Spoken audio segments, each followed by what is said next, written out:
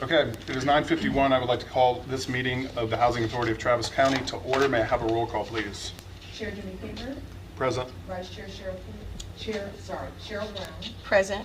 Commissioner Wilma Roberts. Present. Commissioner Laura Mitchell. Present. Commissioner Lucy Flores. Present. We have a quorum. Item 2, public hearing. A, HATC Public Housing Agency Annual Plan. So you can open up the public hearing to all four and then Okay. wait for a few minutes to see if there's anyone that signed up to speak, and then you can close the public hearing. Okay.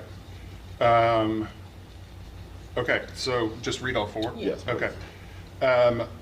So B, HATC Housing Choice Voucher Administrative Plan. C, HATC Moving to Work Supplement to the PHA Plan.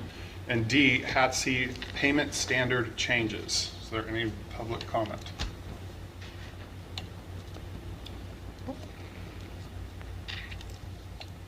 There are none. Okay. Need a motion to approve? Yeah, hearing none, you can close the public hearing. Hearing none, I'm going to close the public hearing. Okay, moving on to item 3, public forum citizen communication. Is there anyone here who would like to speak? Yes, Ms. Abby from Boston will be joining us today for. Okay, Avi, we have a 3-minute limit.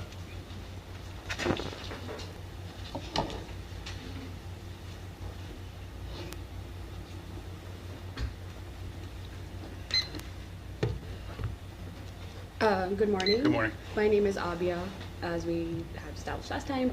I'm the Policy and Research Director at BASTA, just as a reminder. Thank you all for providing me the opportunity to speak today. I'm sure you are aware of the letter that was sent your way last week on Thursday by one of our housing attorneys at Trella, outlining issues we have been noticing in the recertification processes at HATC properties. We have also talked to tenants in these properties to understand the specific issues they've been facing. We wanted to bring your attention to them. For starters, with notices to vacate, the management seems to be using them to get tenants to talk to the management. We believe management can use other communication tools to speak to tenants that don't constitute unnecessary scare tactics. Rent balances in these notices are inaccurate and misleading. The notices do not comply with HUD and lease requirements. Specifically for the recertification process and requirements, a lot of times the tenants don't seem to have a copy of the lease to be able to check what the requirements are.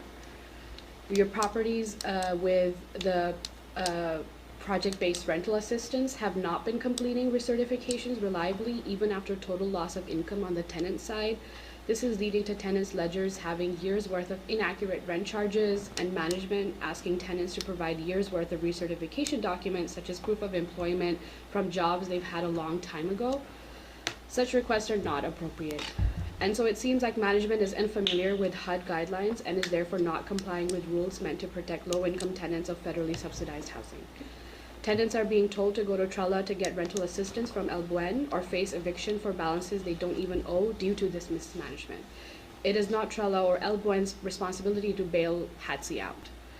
We have heard of cases where there has been a lack of communication from management on charging fair market rent. No notices were provided on these changes. So as you can see, there are a bunch of issues we've been witnessing which are actually contributing to tenants not wanting to speak to management staff. Tenants are feeling insecure and walking on eggshells.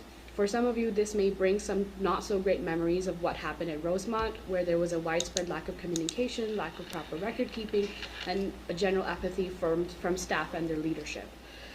And so we think, and as the letter outlined, HATC needs to rescind all notices to vacate, remove all rent balances for past years in which no recertification was completed, process annual recertifications according to HUD guidelines, allowing tenants sufficient time to provide necessary documentation, ensure each tenant has signed the HUD model lease and stop having tenants sign the Texas Apartment Association lease, require management to undergo training about HUD guidelines for project-based rental assistance properties, and develop a process, and this is for the board specifically, to oversee the on-site management to ensure compliance with HUD guidelines, and that notices to vacate are sent only at the last resort. Thank you, Abby. Thank you so much. Is there anyone else? Yes, sir. Okay. Moving on to the consent agenda. So I'm going to move that we approve the consent agenda with the exception, well, I'm not going to move, Cheryl is, with the exception of the affordable housing programs, just in the interest of saving time. So, Yeah, I'll make the motion. So I move that we approve the consent agenda with the exception of the item D, B on the agenda, affordable housing program. Is there a second? I'll second. all those in favor? Aye. Aye. Okay, so let's go to B, affordable housing. And also, Christina, I'm going to give you an opportunity to introduce, I'm Yeah. sorry, what's your name? Andrea. Okay. We'll do that right after affordable housing. Sounds good. Okay, Thank you. okay, go ahead. Hi, good morning, board members. The Carlton team is actually working diligently, catching up on the certifications, processing applications, cleaning up the ledgers, supplying resources as well to catch up on these delinquent accounts. As previously mentioned, we do have the team working on all of the ledgers as well, working on one by one of the tenants as they come in so that we can clean up those ledgers accordingly. And of course, if needed, we set them up and set payment plans. We work with them as much as possible, providing those resources as well. One of those resources has been El Buen Samaritano, which has helped us as well. I do have Corey here as well that can speak on behalf of the letter just a bit so you guys can have a better response on that. Corey? I would love to. Sure. Do I need a microphone? Or? Yeah, would you You would please come come up, up front? yeah. Thank you.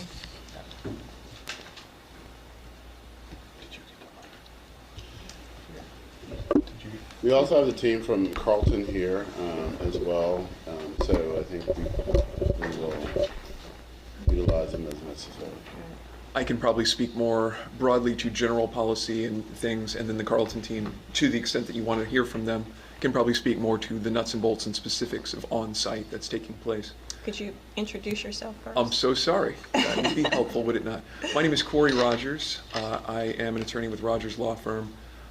We have been approved. I believe y'all are aware, and I believe you approved me. I'm so sorry I had a trial at that approval, but it's great to put a faces with a bunch of names now.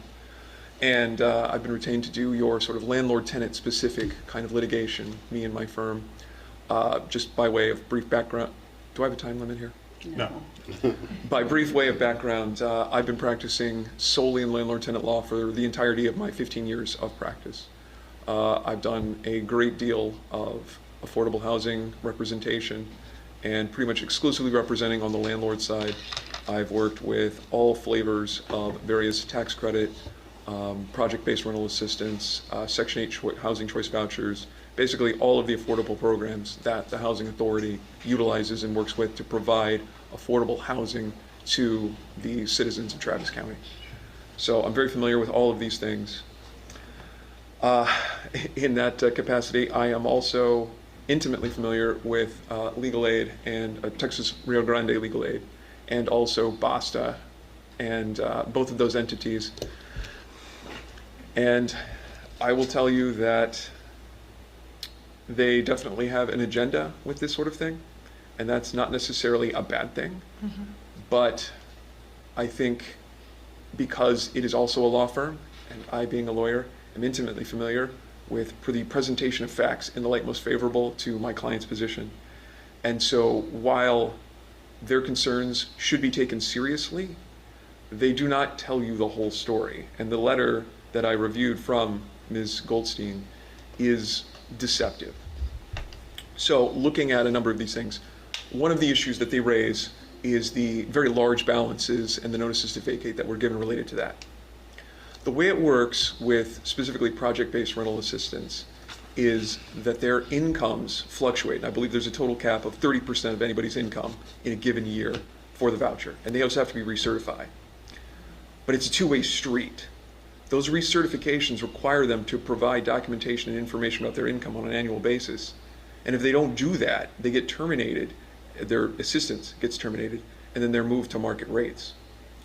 Part of the reason for the large balances here is not mismanagement, but frankly, maybe too much compassion, too much, hands off. So a lot of times these residents maybe don't understand the urgency and the need for them to bring in this information. And there are 4 different reminder notices that go out about this, and we have discussed this with the Carlton team, and I'm sure they can speak to it.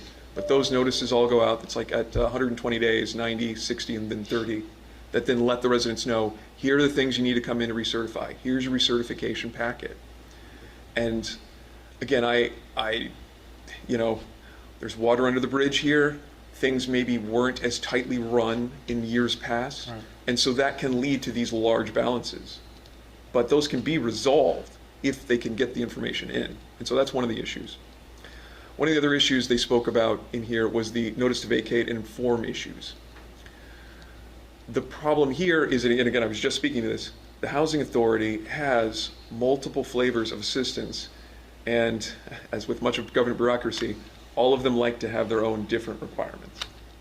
And so you've got like your basic tax credit property, and I believe both Carson Creek and then Maynardtown are both just tax credit. There was a complaint in the letter about the use of the TA lease.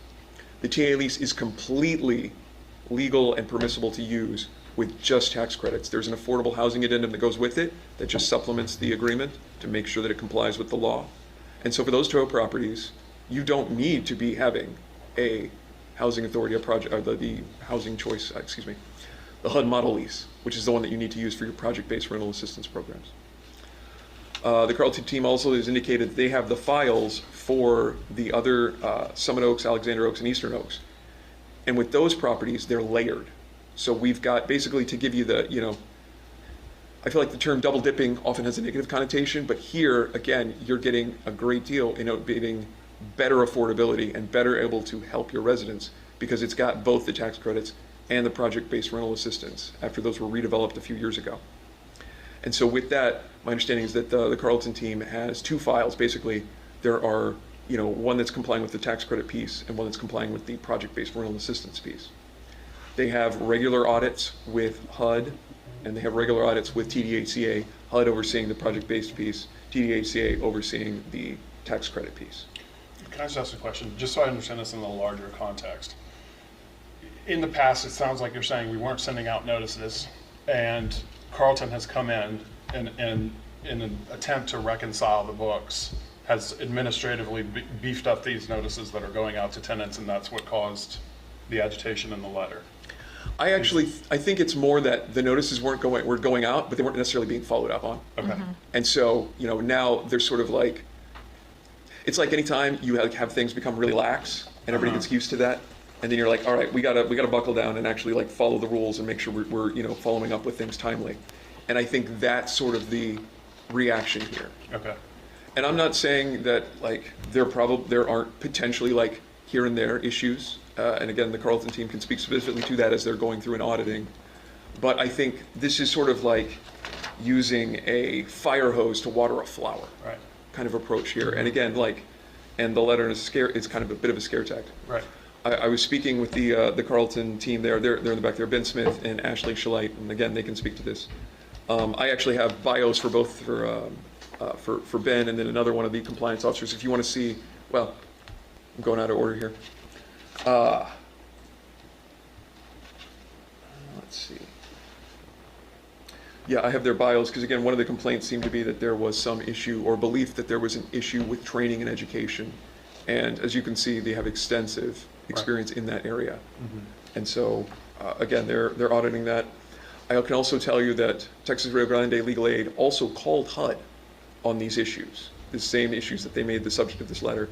And apparently Mr. Smith had a call with HUD and their chief branch manager about these issues.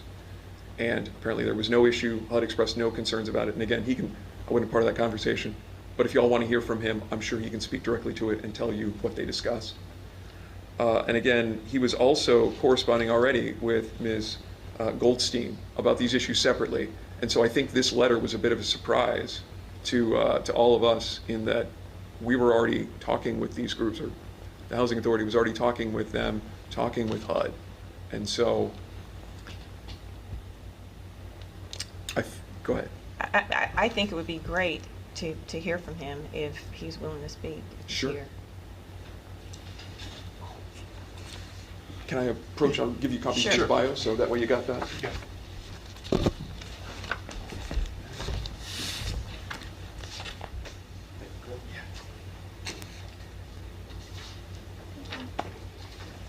Morning.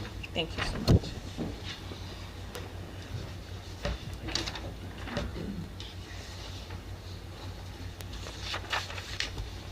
All right, feel free. Hello, everyone. I'm Ben Smith. I'm the Director of Compliance for Carlton Management Services. Been doing affordable housing way too long since started off with Fort Worth Housing Authority in the public housing world, and in 2012 became the Compliance Director for Fort Worth Housing's management company. And did the first few RAD deals with Carlos. I've probably had my hand in about 40 RAD deals across Texas. So I'm very familiar with the PBRA RAD program. I'm very familiar with everyone at the HUD office as well. But pertaining to this particular issue and the notice, I received an email from Ruthie Goldstein on the 23rd. I responded to her on the 24th. There was some, I let her know that they were working the file. On the 27th, I gave her an update saying, hey, I've reviewed the file. There were some corrections that needed. Please let the tenant know, hey, please come in and you know, bring in the more additional documents. Ruthie stated that, you know, she's willing to work, bring in the extra pay stubs. As you know, if you get, well, if you get paid weekly in the HUD realm, you need at least 6 pay stubs, you know, to show 2 months worth. So communication's going good. I get a call from Carlos Renteria at HUD that Friday, say, hey, we need to discuss something on Monday. Can you be available? Sure. So get a call, or we schedule something for 2 o'clock, I believe on, it was either 2 or 3 on this past Monday, and with Mia, Carlos, Azalea Rodriguez, and Juan. They brought up the fact about this notice. Ruthie had not mentioned anything about this notice prior to that. This is the first time I had heard about that notice. So they were trying to determine whether or not, HUD was trying to determine whether or not some outside group had developed the notice. And I told Mia, I was like, I have no idea. I really don't know where the letter, it's not a letter that came from us, or I don't know, I haven't seen it, you know. So that said, they said, well, you know, if you could follow up or whatever. And so we did our investigation, and we realized that a notice to vacate was used using the TAA lease, and then there was some other form of letter that was not authorized by our department, by operations department and CMS. They said thank you, and basically was going to, if they had any more questions, this is HUD, they'd send me an email. I have not received any more follow-up questions from them as of to date. The goal was to come down this week to look at the file, any of the files that are associated in a situation like this, and that's what I've been doing. And I'm working with the on-site team to give them a better understanding of what needs to be done and to correct the file. The ledgers are being constantly worked. The way the system works is once you certify somebody, the system will automatically, like let's say you had to go back to July of 2023 or 2024 because that's when their AR was due. The system's automatically going to correct the ledger, whether it's the rent's lower, the subsidy's higher, or vice versa. So then you got to go back through, and if you're doing several accounts, so a week, if you're up to 10, then that's going to take some additional resources to sit there and go back through and adjust every month's ledger. So, but that's just training that we have a newer staff, as you may be aware, maybe not, as of the last couple of months, that is continuing training. When staff does start, I give them a 6-hour training on the HUD side. Erica gives them 8-hour training on the tax credit side. So, sorry, I didn't have an agenda spelled out here, so I'm just going that's off the good. top of my head. In regards to the TAA side, and Corey touched base on it, there are multiple programs. So you do have separate files. HUD's never going to come out and want to see a tax credit file. That's why we run separate files. Same with TDHCA. They will not come out, and especially since you have EIV reports in your HUD file, they are not allowed to look at those HUD files. You know, maybe a lot of folks don't know, but after a year being on a HUD lease, you go month to month. No matter what, you just send a HUD lease amendment. So HUD does take precedence over the other program, the tax credit program. But then again, you're not in an actual lease. Where the tax credit side, we do have them sign another. Our company policy is to have them sign a 12-month lease. We can make a company policy that says 6-month lease, but our policy says 12 months lease, and we are allowed to stick to that. So we have them sign a 12-month lease for the tax credit side with a TAA lease. TDHCA has specific TDHCA notice to vacate. And within that, you have to mention which lease you are following, which if you were to use that form, it spells out TAA lease. Again, HUD takes precedence in this particular property where we have a notice to vacate that actually looks similar to the TDHCA one, but it spells out HUD model lease. And that is literally the only difference. And the only other difference is owner does not discriminate against people with disabilities. That's the only difference between the two letters. So. Other questions? If you ask a tenant for more documents like pay stubs that you mentioned, how long do they have to give you how long do you typically give them to start with to give you those records? Well, first of all, you can start 120 days out, right? The letters don't print out 120 days. They say first reminder. Then you do a 90, which says second reminder. Then a 60, which is a third reminder. Then you're down to 30 days. That 30 days is basically a notice to vacate, right? And within that, you have 14 days to bring in.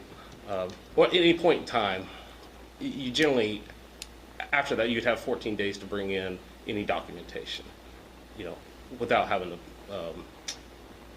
follow through. But a lot of times we don't want to mess with that. Just bring in your documentation, Right. So there's an obligation that they have when they go into these agreements. They understand what they have to do in terms of maintaining records and that type of thing. Right. So when any individual moves in or at recertification, they are required to be provided with how your rent's determined, EID and U. They call them HUD brochures that they are given, and then they sign an acknowledgement page. Okay. Okay, so we've received this notice. Is there anything actionable other than cleaning house at the administrative level? I think at this point, it's really just a matter of them completing their review of the files. We broke down, or in my email, I think that everybody on the board hopefully received, talked about, the number of notices to vacate. I know they're looking at those files specifically to check and make sure, do we have everything right there? I think that most of this is much ado about nothing. I don't think that there's really anything that needs to be done. I guess we've addressed, Carlton Properties and their training and education. That knocks out a couple of these points. The recertification notices are going out at the 120 mark, 90, 60, 30. And again, I don't think the housing authority is real excited about trying to evict people as long as they'll communicate and say like, hey, come in, or oh, hey, I'm sorry, I'm still getting my stuff together. It's not like we're immediately jumping to evictions, but it's sort of, again, a matter of like, on the one hand, not being too aggressive, but still showing them like, you need to bring this in. And again, I think there's just kind of been a culture of laxness that's caused that problem. That then leads to this other problem with these balances seeming like they're incredibly out of whack. And so we just need to make sure that we're following up with them and asking them to bring in the documentation they need to. And again, they're not jumping to filing evictions on these cases. No, Corey's point is, yes, so if we're sending out notices, we have the right to do that 30-day notice to vacate one if they haven't come in yet.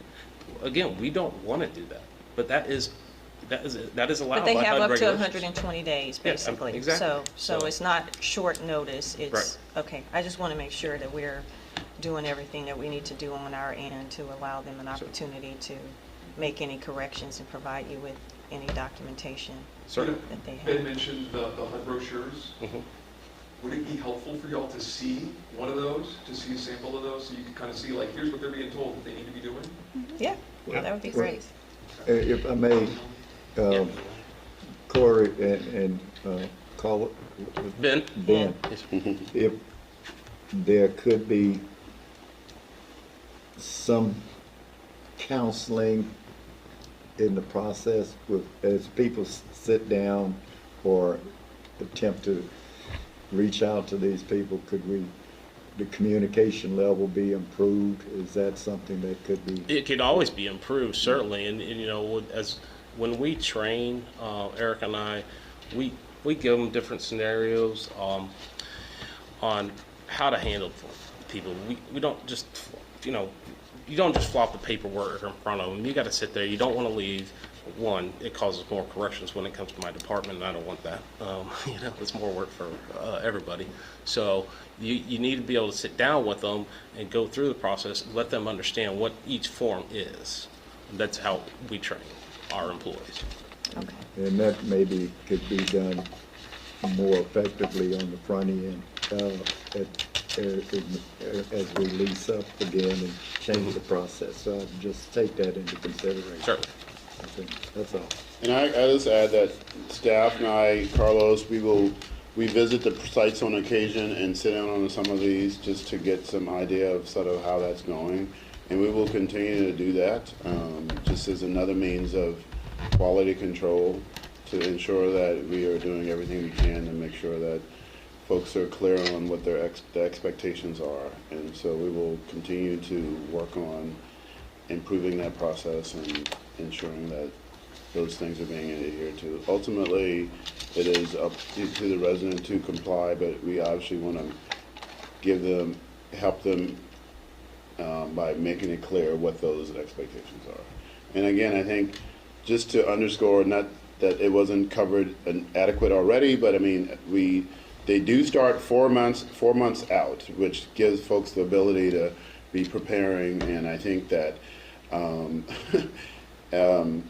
more so than any market rate situation, you have 4 months to remind you of what's necessary in order to get those things done.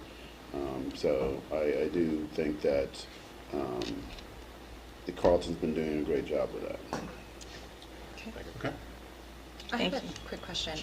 Last month, a property manager from Carlton, I think her name is Christina, came and spoke to us about some audits that they had found some like incorrect balances. Are these two issues conflated at all? Like, were any of these notices sent out to people whose accounts weren't audited? Christina's here. She's in the back. She's here. Those Oh, are hey, actually Christina. the files that we're talking about that was sent over to our compliance team for review, because it was basically way before our time, so we just reached out to our compliance team to help us figure out. So those files are the ones that we're discussing now. Oh, okay. And those ledgers have been adjusted already. all of them have been adjusted? Those already? two that she had brought up. Okay, thank you. Okay. Anything else? Okay, Christina, I want to give you an opportunity to introduce and maybe say hello to all of us. Yes, first let me say what she is. So she's our portability specialist. So for those of you who don't know what portability is, so people that are transferring into our jurisdiction from other housing authorities. There's about 51 clients currently leased in the portability department right now. She's going to handle the full cycle of that, but most importantly, she's going to handle the reconciliation and the collection of portability payments. That's right now we need a lot of help with. So that's the most important thing, and I'll let her kind of speak a little bit about herself and introduce herself. Good morning. Good morning. I'm Andrea Broadnax, and recently moved here from Dallas, where I worked with the Dallas Housing Authority. So I'm here. I'm ready to, hit the ground running. I'm very excited to work in portability, and the person I've been working with, Joanne, she has so many ideas on, tools and ways to really shore up this process to get our families transitioned and housed as soon as possible.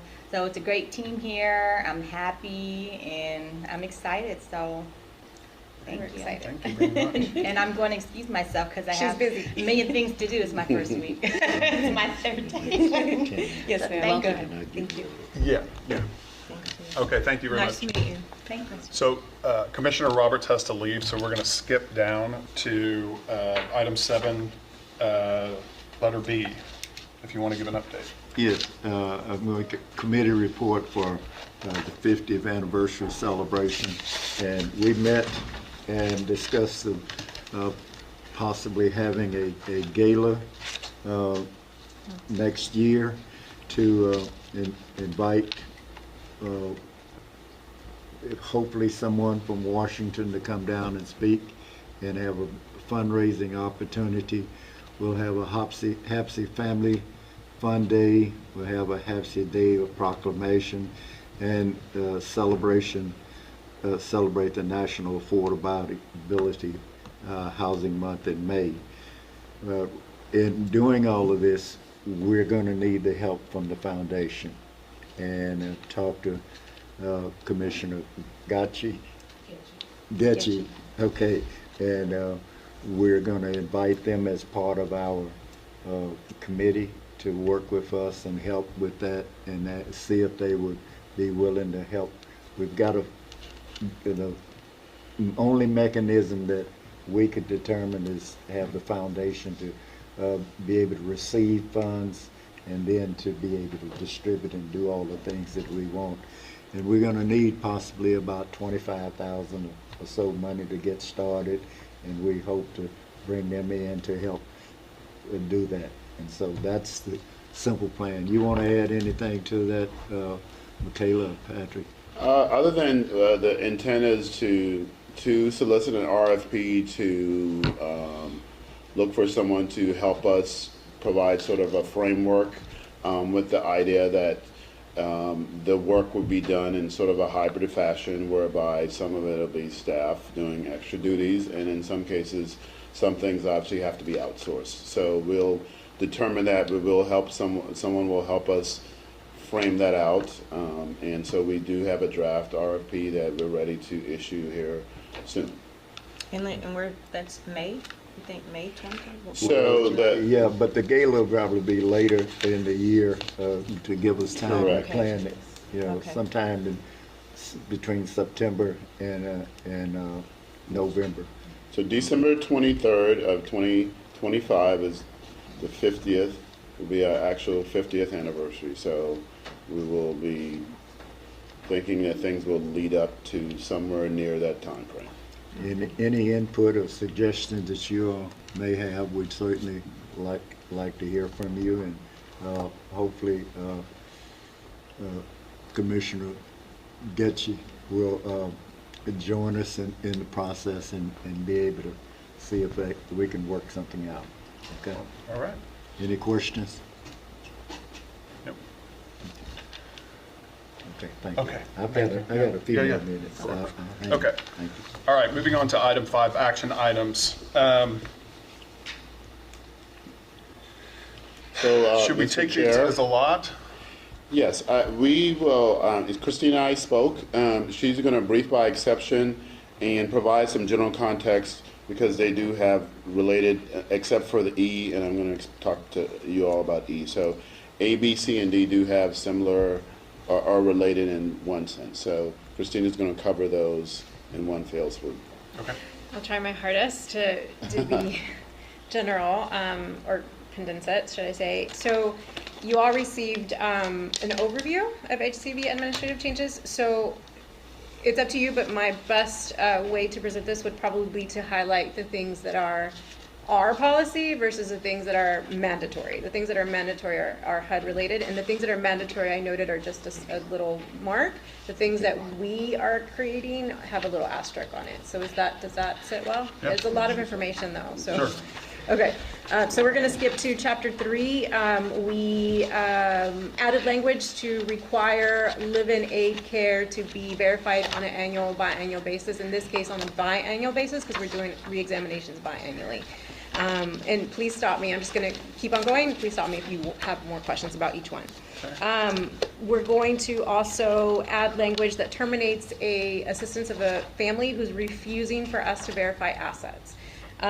Chapter 4, we are going to add a preference for our FUP youth. Right now our FUP youth are limited to 3 years. So we're going to add a preference that allows them to get a voucher should they result in homelessness if we were to remove that limited assistance. Chapter 5, we are adding, we are refining our policy. It's not clear in our policy now, so we are allowing 1 bedroom for spouse and significant other, whoever they're partnered with, and then a bedroom for every 2 people after that in the household. Keep on going to chapter 5. We are defining our voucher limit to 180 days with those 2 extensions. Right now, we give 120 days and then 32 more extensions after that for a total of 180 days that a family can have a voucher. Chapter 6 has to do with moving to work, which you guys received the moving to work information as well. We are removing a policy that was never implemented, which is to remove dependent allowances and child care allowances. We never implemented that. We're going to go ahead and remove that from the MTW supplement. We're also removing the total TTP to be 28%. We're removing that. We never implemented it, and we're operating just as HUD protocol. Chapter 7, we are revision to increase our limit of asset self-verification to 50,000. That is also a HOTMA policy, but it was already in our MTW policy. So I just went along with exactly what HOTMA is telling us to do. Again, we talked about the FUP already. It's also in Chapter 7. Chapter 8, we're adding that our Inspire inspections are going to start October 1st versus any other time, and that is the requirement, our new Inspire for HQS requirement. We are going to allow self-certification of completed repairs for inspections when there is not life-threatening issues or deficiencies. Chapter 9, we are adding language about and refining the landlord incentive. So for new landlords that have come on, we have added language stating that the budget is going to be based on a fixed budget from prior year. That's not in there right now, so technically anybody can get a landlord incentive because we don't have that. We are adding more Inspire language, which is mandatory. Chapter 10, we are going to, there was something in the policy that was contradictory, so I'm just making it all flush to be 120 days total, which is what we give our voucher. There was a 60-day in the policy somewhere, so I had to correct that. Chapter 11, we are going to biannual reexamination, so every 2 years, with exception to special purpose vouchers, which are VASH, stability vouchers, and EHV. Those are going to be conducted annually. Those all come with case management and support services. We are we are adding language that we only are going to do a change in household composition if it's a decrease in income or it affects the space requirements, meaning we have to move them to another unit. We are doing the interim policy with our MTW status. We can determine how we want to accept interims. So we are doing interims only at biannual unless they have done a decrease in their income and resulting in they reporting an increase. If they had a decrease, then we're going to go ahead and do one interim. Let's see, and that's the same thing with Chapter 11. Keep on going. We are moving our 10-day requirement for reporting family additions to 30-day requirement. Chapter 13, we are adding language to our landlord damage claims to say that we would pay out within 6 months of move out. Let's see. We already talked about damage. Let's see. Moving on to Chapter 19. We are adding policy, again, the FUP, which we already talked about. It's just in different chapters. The stability voucher program, the entire policy got revised by HUD, so I revised it based on what HUD had stated. However, there were specific things in the stability voucher program that were our policy, and I kept those, so nothing has changed, but I just wanted to make note that those were kept. Our policy. And then the temporary policy for EHV, I updated everything in that policy per HUD. And again, there was specific housing authority decisions that I kept. So I kept that as our policy. Tried my best. Okay. It's a lot. I know. Questions? I know. It's a lot of changes. Thank you for your work on this. Overwhelming. Okay, Patrick, you wanted to address something around Resolution E? Yeah, so periodically there are changes to the federal regulations related to procurement, and we wanted to make sure that those are reflected in our current procurement policy. So if you saw the red line version, you realize that there was not substantial changes, but they were required to make sure they were compliant. So we did utilize Coates Rhodes, who has helped us in the past, to prepare the draft. And that's before you for consideration. Okay. I will just add to what Christina said is that all these, the agency plan now, because we don't have public housing anymore, is only HCV, so it's a streamlined plan. So that's why all of these items really sort of are nested, A, B, C, and D, because they all relate to the voucher program. Okay. Yes, is there a motion to approve resolutions A through E? I so move. Is there a second? Is there a second? Second. All those in favor? Aye. Aye. Okay, on to discussion item 6, Carson Creek. Carlos. Hi, good morning, everyone. I did wanted to give you guys good news that we have already relocated all of our tenants to their temporary units. HATC as well as the CBR team continues maintaining communication with our tenants, updating them as well as addressing any needs or concerns that they may have. We do continue hosting our monthly meetings on site. We actually provided a packet, a 2-page packet to the tenants, and I can provide that to you so that you guys can see as well on the topics that we discussed with them, which were renovation updates, relocation updates, Carson Creek accounts, which I had Christina there to provide any of their ledgers if they had any questions for, as well as any reminders.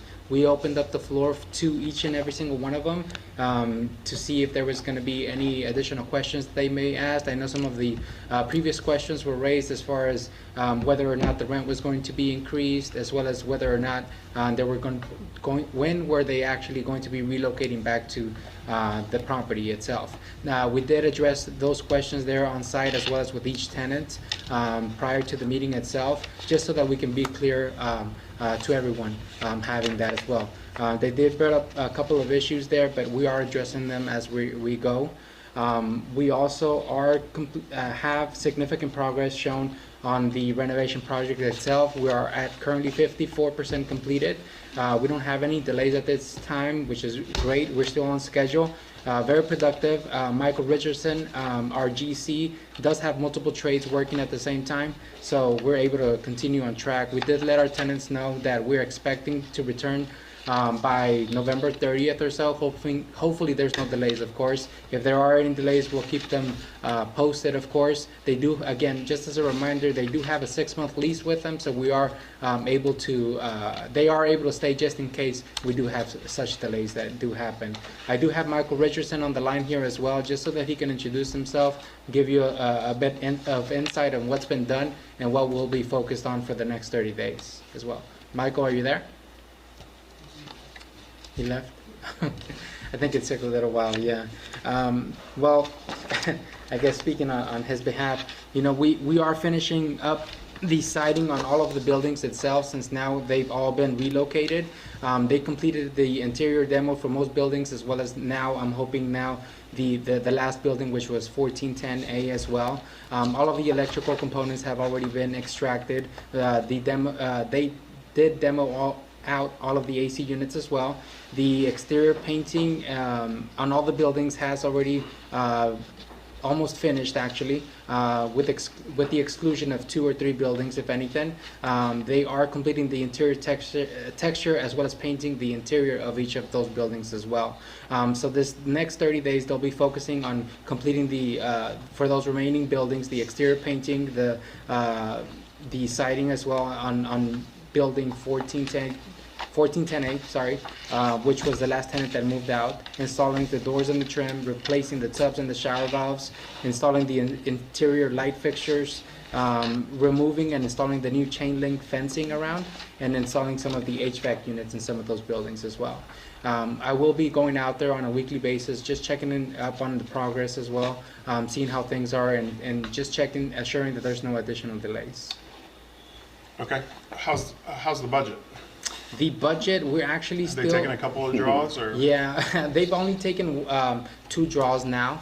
There has been some additions. I don't have the exact numbers right now. I'm waiting for some of those invoices to come in so that I can give you those numbers, which I can email, and if not, present to you on the next board meeting on where we at. There had been some additional expenses, some of them which have been for storage, for trash outs.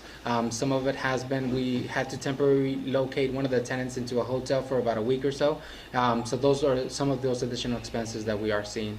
Okay, those sound relatively minor. Yeah. Always trying to avoid overages. Right. Okay, anything else? Not at the moment.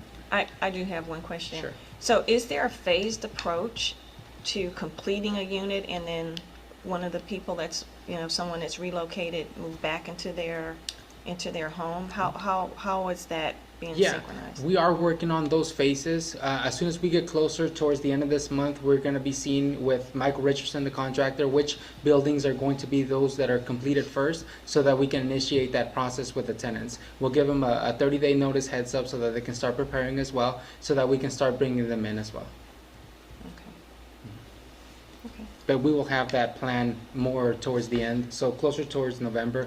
If I'm not mistaken, we should be able to have something for you guys to present on those phases by next month. That would be great, because my thought was, some of the extent of some of the repairs is going to vary from unit to unit. So Right. some will take longer, I'm assuming, than others. And so the ones that would take a shorter period of time, it'd be great if we can get these people relocated and back into their homes before Most the definitely. holidays. I agree. Thank you. Yeah, and just as an aside, Mr. Roberts and I went out last week to visit some of the properties, and You need to do that. Yep. there's a lot involved. I mean, folks have been living there for years, and so it showed, and so the work is. They're mobilizing, crews and mobilizing the trades to try to move things along, but I think every inch of all the properties probably are getting attention. Okay. Yeah. Yes, ma'am. Okay. Got us. Thank you. Okay. Item 7, board committee reports. Governance, Finance, and Administrative Committee. Governance. Yes. Yes, we met during the last month. Patrick and staff provided us with lots of comparable bylaws that we could compare. We kind of went through section by section, decided what we thought would benefit our bylaws, what we thought was unnecessary or was different between the different counties and cities. And I think we're in the middle of drafting something that's going to be a big improvement. And I think we're hoping to present that to you at next month's board meeting. Okay. Just finishing final drafting now. Okay. Any questions? I think we have one too, right? We do. You want to just give it a Yes. So one of the major things that we do in December is the CEO's evaluation. And we, from, I think it was our September meeting till now, we're working with Patrick to come up with a uniform evaluation that's straightforward for everybody, because in the past this has been A little convoluted. it's been complicated. So what we're going to do is distribute an agreed upon evaluation at our next board meeting. And then I'm going to ask for everybody's responses to be in by a particular period of time. And if there's a rating, I'd like for there to be a commentary. If there's a rating that's below average or does not meet expectations, I'd like to have it, there'll be a little comment section. And this will come to you in the form of an Excel document. It should all be easy to do. And then I'm going to ask you to return it to me. I compile the entire thing, the score, and then we go over it together and do the final evaluation. So that should be ready by next month's meeting, and I think that's all I need to say about that. Is there any other new or unfinished business? Okay. No, I just wanted to mention that I did send out some information about some training opportunities. And so hopefully you all will take advantage of them. One of them was a NARO virtual training. So please consider that. It's this month, if you can't travel. And then obviously, FADA does do a pretty extensive commissioner training. That's going to be in January in Miami. And I just underscore the training because I do believe for those that have had the opportunity to go, there's multiple benefits to training in terms of just the information that you get, but the connections you make with other fellow commissioners is valuable, invaluable, I should say. And I think that if you do get the opportunity to go, please, let us know if that works for you. But we would like you to take advantage of the training if you can. Okay. Is there any need to go into executive session? I do have one other thing. I'm sorry. Okay. Not for executive session, but I just wanted to share some good news.